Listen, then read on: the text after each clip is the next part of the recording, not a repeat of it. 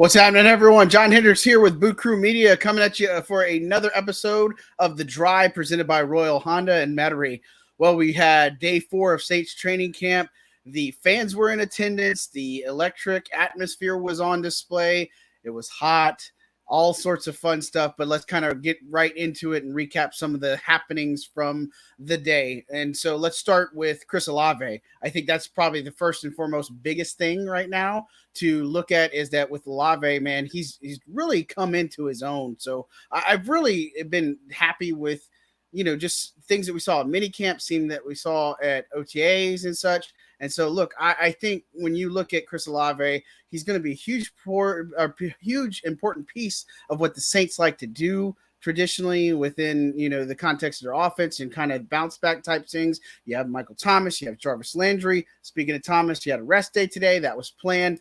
Don't be afraid. Don't be alarmed. He'll be back on Monday, full pads, all that good stuff. But, Chris Olave caught all of his targets today, had the play of the day, if you will, just getting behind the defense, clear miscommunication, but hooked up a 60-yard bomb with Jameis Winston. And obviously check out, Boot Crew Media, all of our great Instagram, all the coverage that we bring there, as accounts, all that good stuff. Just kind of get a little recap and feel for what that actually looked like. But look, Chris Olave is a guy that I feel like for the media, we're kind of waiting to see this a little bit. And so, again, we saw the flashes as soon as we got with rookie camp and mini camp, OTAs, all that good stuff. And look, I think he's, again, going to be so important what the Saints do offensively. There's going to be a lot of pick your poison type of scenarios with the Saints offense. If you have a healthy Michael Thomas, a healthy Jarvis Landry, you got Olave there who can stretch the field, do all of the types of different routes. I mean, route running is his expertise, right? And he's just so smooth in what he does. And then you add in guys like Deontay Hardy that can also stretch the field. I mean, this is pretty scary stuff to think about. As far as other things, look, things got off to a really rocky start in 7-on-7s. Jameis Winston's first 2 passes were picked off. You had C.J. Gardner-Johnson, who made a great move, and he was able to kind of cut underneath the receiver and take it the distance for a pick 6. And then on the very next play, Bradley Roby cuts in front of Olave and on a curl route and gets free and is able to pick him off too. So, that was a little bit of a tough start there, but overall, what I would say is that the defense looked really good. The offense bounced back. It was a very sloppy practice. On Friday, Dennis Allen wasn't too pleased there. But look, they did bounce back. It did look better. And I think the thing to appreciate about Jameis Winston here is, look, and Allen said it after practice, is that, hey, mistakes are going to happen in this league, and you got to put that in a short-term memory. And he was pleased with the way Jameis bounced back. And, I think it showed up there. And, just looking at some of the other things that we are taking into account, and guys, we didn't do live today. So, I would love to take your questions when we come back on Monday, to kind of talk through some of that. But the run game, you're starting to see a lot of good things from Mark Ingram. And, I think that's been some of the concerns, right? Is if Kamara goes out, Ingram comes in, is he going to be built to last? And look, he told us the other day he feels great. So that's the first kind of thing to look at. But he looks good out there. I see him moving around well. He's hitting some holes. He's doing well in the running game. And it's not just him. Tony Jones Jr. had a really good bounce back to practice. He had some problems yesterday with some drops and just, all the balls that were on the ground. He was one of those people that were guilty of it. But Abram Smith is another one that's kind of emerging and looking really good out there. And so I've really been impressed with him and seeing that he's kind of noticed that he's jumping out a little bit more, right? And so I think that's good news for him.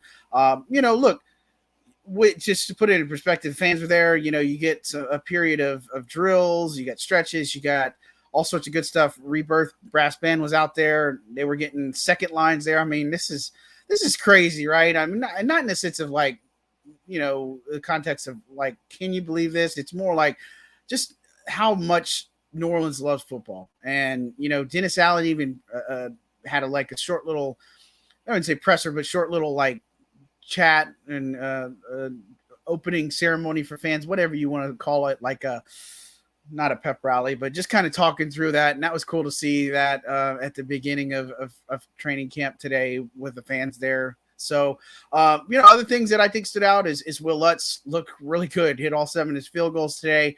Blake Gillikin looks good in special teams. Landon Young continues to get a little bit more work at right tackle. And look, I think that's just only going to be something that we see a lot more. Nothing's wrong with Ryan Ramczyk. I think they're just trying to make sure that they're shore up in that position. Looks good, obviously, and something that both him and James Hurst talked about, and him being Landon Young, but they talked about after practice was the fact that it's up until then, and I agree with this. It's kind of hard to assess where some of these offensive linemen are at because you don't have the pads on.